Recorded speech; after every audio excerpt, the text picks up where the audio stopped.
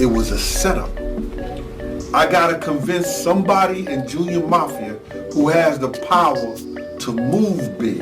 But now, D-Roc is in the hands of Damion himself. That's Diddy.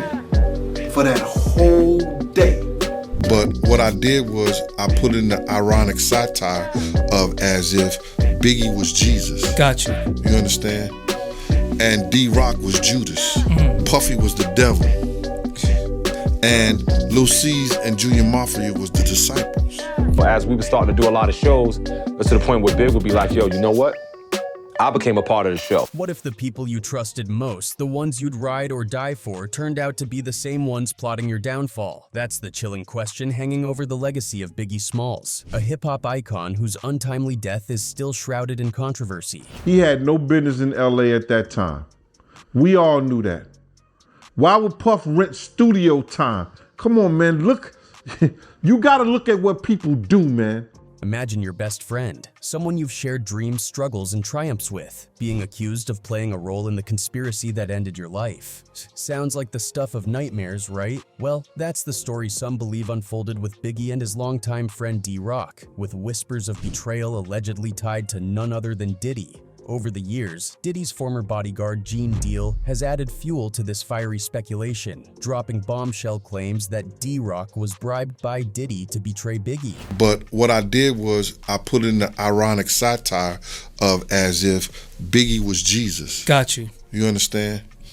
And D-Roc was Judas. And Puffy was the devil. And Lil C's and Junior Mafia was the disciples. And it doesn't stop there. Gene also pointed fingers at other close associates, like Lil Cease, for allegedly hiding the truth about what went down that fateful night. Wild claims, sure, but the dots people have tried to connect make it all seem eerily plausible. After Biggie's death, D-Roc and Diddy's relationship took center stage, raising eyebrows across the industry. Biggie, Notorious, Lil Kim, D-Roc blog. First of all, I want to just thank everybody for making Notorious such a successful movie. That's like 24 million first 4-day weekend. If you ain't see it, go see it. It's up to 31 million, right? 31 million right now.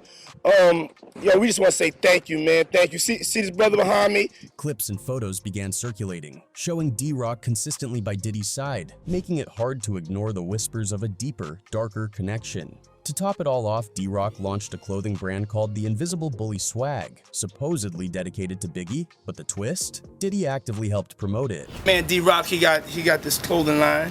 You know, tell him about it. Invisible Bully is just pure inspiration, man. Yeah, you know what I mean? Yeah, we rocking with this right now. It's for the underdog, you know, everybody's an invisible, you can achieve the possible.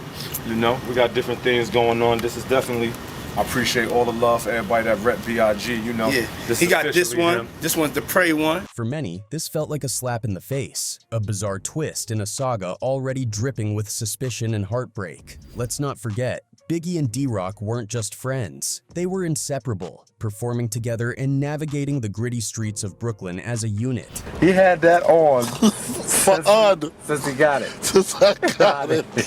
And I got it a while ago. That's what makes the rumors of Roc's involvement so devastating. It shook the industry and left fans grappling with what could be the ultimate betrayal. So what's Roc's own story? Let's dive right in. Damion D-Roc Butler is one of those names that echoes through hip-hop lore, not just as a friend or a figure in the background, but as someone who played a deeply personal and pivotal role in the life and legacy of the Notorious B.I.G, aka Christopher Wallace. You can't really talk about Biggie's story without weaving D-Roc into the narrative because their bond was more than just a friendship. It was a brotherhood that started in the streets of Brooklyn, grew through shared struggles and ambitions, and eventually played out on the grand stage of hip-hop history. These two weren't just collaborators under Junior Mafia or Bad Boy Records. They were inseparable, sharing moments that ranged from mundane daily life to the chaotic rise of stardom. This deep connection is something D-Roc immortalized through hours of raw behind-the-scenes footage, capturing Biggie as Christopher Wallace, the man behind the icon. These clips, which stayed locked away for decades, offer an unfiltered look at Biggie laughing, rhyming, and just being himself, wandering through malls packed with screaming fans, spitting bars on street corners, and commanding sold-out shows. D-Roc held onto this footage like a private treasure, calling it his visual diary. And it wasn't until over 20 years later that he finally decided to share it with the world. This decision, spurred by meeting filmmaker Emmett Malloy, birthed Biggie, I Got a Story to Tell, a Netflix documentary that peels back the layers of Biggie's persona to reveal the man many fans never really knew. As we were starting to do a lot of shows, it's to the point where Big would be like, yo, you know what? I became a part of the show. Biggie, Notorious, Lil' Kim, D-Roc blog. First of all, I want to just thank everybody for making Notorious such a successful movie. That's like 24 million first 4-day weekend. If you ain't see it, go see it. It's up to 31 million, right? 31 million right now. Yo, we just want to say thank you, man. Thank you. See this brother behind me?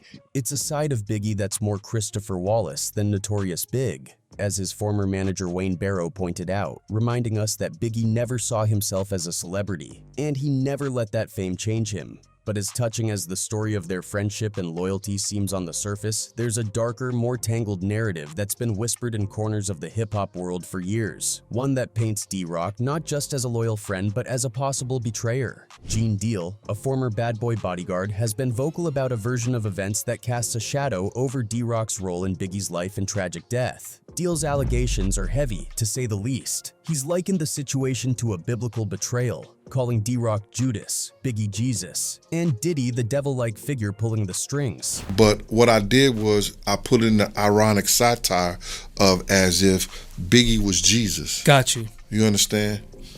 And D-Roc was Judas, and Puffy was the devil, and Lil C's and Junior Mafia was the disciples.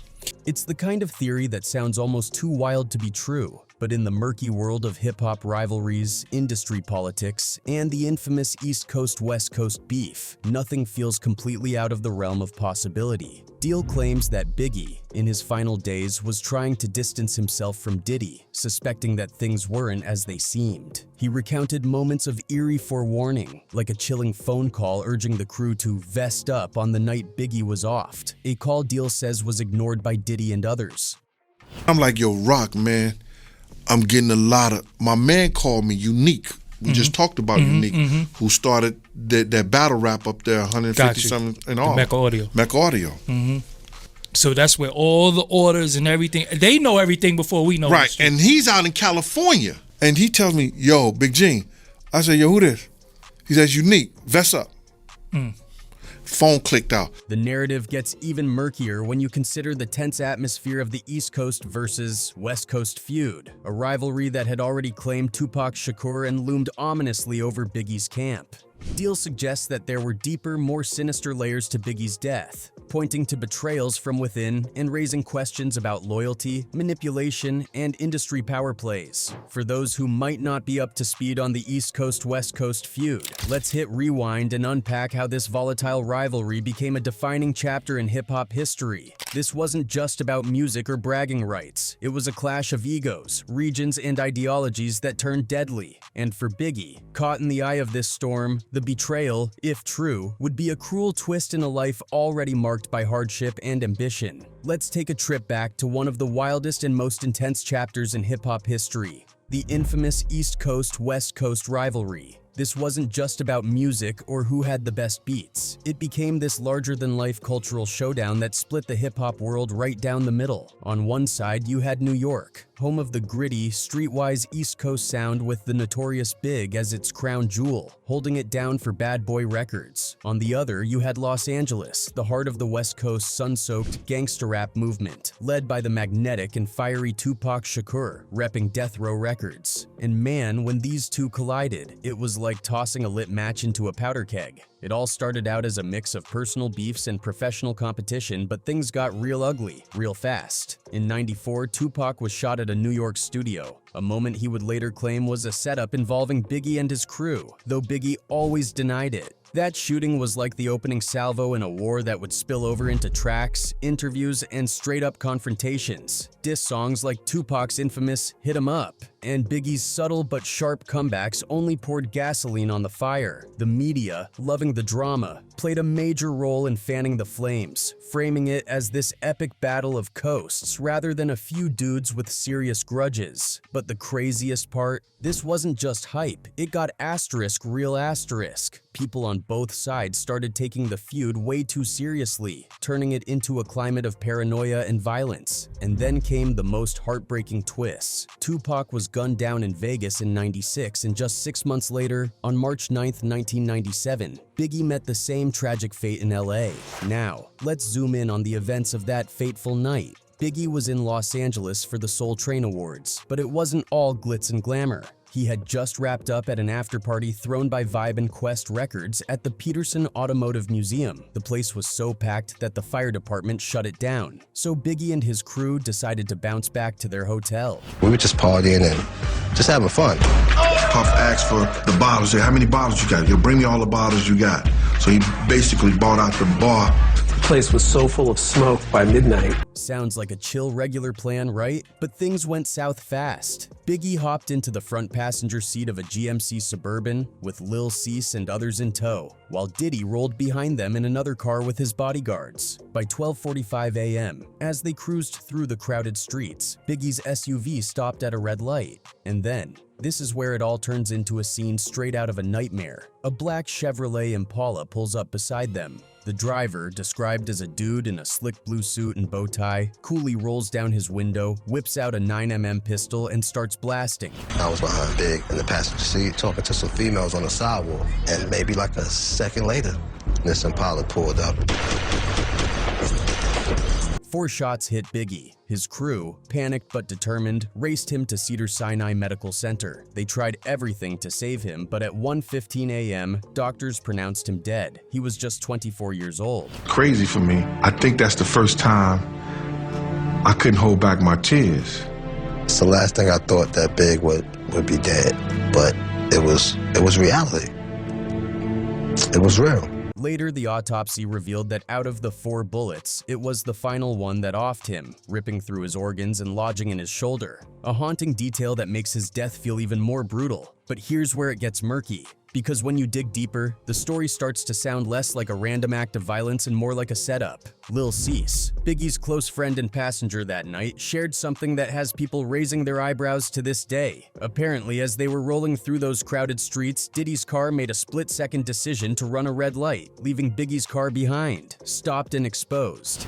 Walk us through those final moments. We get out, Puff pull out first. We pull out behind him. He blow past the light. We stopped at the light. It's a detail that sparked endless speculation, especially when you consider the wider context of the East Coast-West Coast beef, the shady dealings in the industry, and the mounting paranoia Biggie reportedly felt in those final days. What was really going on that night? Was it just a tragic coincidence, or was there something more calculated happening in the shadows? And how does that tie into the larger web of betrayal, rivalries, and power plays that define that era of hip-hop? The questions linger, and the answers are as elusive as ever. But one thing's for sure, Biggie's death wasn't just the end of a life. It marked the end of an era in hip-hop, leaving behind a legacy that still feels both larger than life and heartbreakingly human. So, here's the thing. What might look like a minor decision, like Diddy blowing through a red light that night, has left a lingering sense of suspicion, especially when you consider everything else that went down. It's hard not to wonder, was it just some split-second gut call, or did Diddy know something the rest of them didn't? Some folks are convinced it wasn't random at all, that he was trying to create distance between himself and what he may have known was coming. And then when you add in those rumors about Biggie possibly leaving Bad Boy Records, well, things start to feel even more charged, right? He said that this went and got his own deal. Look at the balls he had. He went and got his own record label, his own deal. Maybe there was more to this than just bad timing and worse luck. Gene Deal, Diddy's former bodyguard, didn't hold back when he spilled some tea during an interview. And honestly, what he said has everyone's gears turning. Deal questioned the whole purpose of Biggie even being in LA at that time. According to him, there wasn't any solid reason for Biggie to make that trip. It wasn't like there was an album drop or a major event lined up that absolutely needed him there. Deal's take, it felt suspicious, almost like the trip might have been orchestrated for reasons that were less about business and more about setting the stage for something darker. He had no business in LA at that time. We all knew that. Why would Puff rent studio time? Come on, man, look. You gotta look at what people do, man. You know Pac just got killed. It ain't no kind of business Big was doing. Big couldn't even walk, he couldn't run. They was pushing him around in a wheelchair, brother. Then there's the issue with the cars that night, which Deal says raised even more red flags. Biggie's car was covered in stickers that only Bad Boy's street team would have had access to. Diddy's car, on the other hand, clean as a whistle, not a sticker in sight. I don't know if Big came over to Andre Harrell with that on his car, but Puff didn't have it on his car. So only one that has an opportunity and only one that could have done that was somebody from the street team. If you're thinking this sounds sketchy, you're not alone. Deal's theory is that someone tampered with Biggie's ride, making it a target, and that the lack of stickers on Diddy's car was no accident. It's little details like this that pile up and start to look less like coincidence and more like intention. And that's not even the end of it. Deal says he recommended beefing up security that night, knowing how tense things were, but his suggestions were brushed off. I asked them before we gonna go out, hire some more security. They refused to hire more security. It's frustrating to hear, especially when you consider how everything played out. On top of that, Deal completely shut down the widely accepted narrative that Biggie's death was the result of a drive-by. According to him, the shooter's car wasn't moving at all. It was parked at the corner, waiting. That little detail, it flips the entire story on its head, making it sound more like a carefully planned hit than a random act of violence. Deal didn't mince words in that interview either. He straight up called out the lies and misinformation that have been circulating for years. They lie too much, he said, frustrated with how documentaries and stories have shaped the public's perception of that night. He was especially critical of people who weren't even there but have somehow become the loudest voices in the conversation. Wasn't no drive-by, the car was standing there at the corner. The stories they tell are not truthful, Deal added. The car was probably there all night. Wasn't no drive-by. Car was standing there at the corner. We talk about this all the time, bruh. And the kicker? He believes that car had been sitting there, waiting for most of the night. Deal's account of the actual shooting is nothing short of harrowing. He remembers trying to pull Biggie out of the car, knowing how dire the situation was. Those moments still haunt him to this day. I saw this kid lose his life. This kid died while I was pulling him out of the car. I wouldn't put nobody in my shoes because I don't feel like they could handle it. I saw this kid lose his life. This kid died while I was pulling him out the car. He had died, man. And the weight of that night? It's something he carries with him constantly. He talked about how, before they even left Andre Harrell's house, Diddy told him he didn't have to go with them.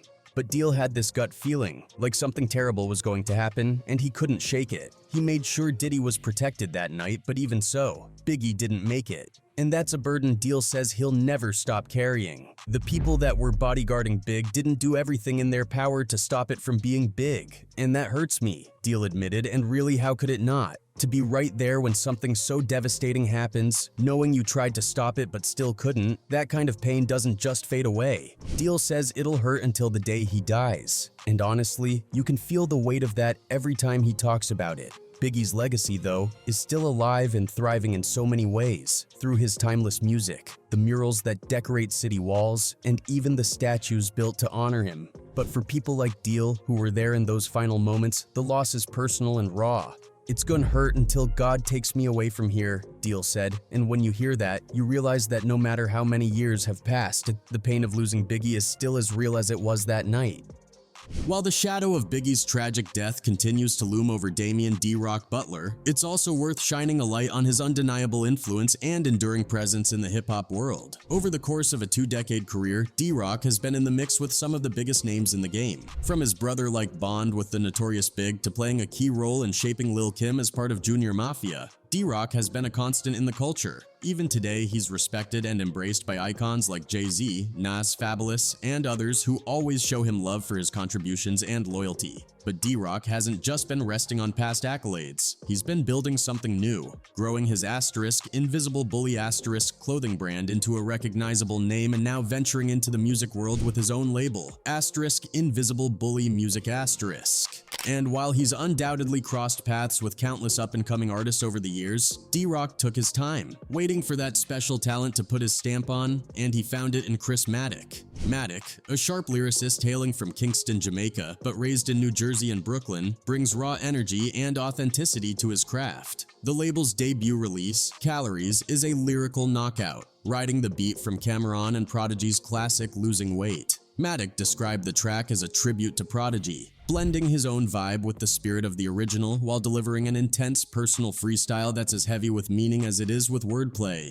The video for Calories, shot in Brooklyn, offers a direct and gritty introduction to Matic. "It's all real," he explained. "No lies, no fabrications, just me, my life, and my neighborhood." It's that raw honesty that D-Roc seems to have recognized as the spark needed to lead the next wave in hip-hop. The world of hip-hop has no shortage of dark tales, betrayals, and unanswered questions, D-Roc's story included, but he's proven time and again that he's more than his past, carving out new chapters while staying true to the legacy he helped build. So what do you think about D-Roc's journey, from his days with Biggie to his current ventures? Drop your thoughts in the comments below. Thank you for watching.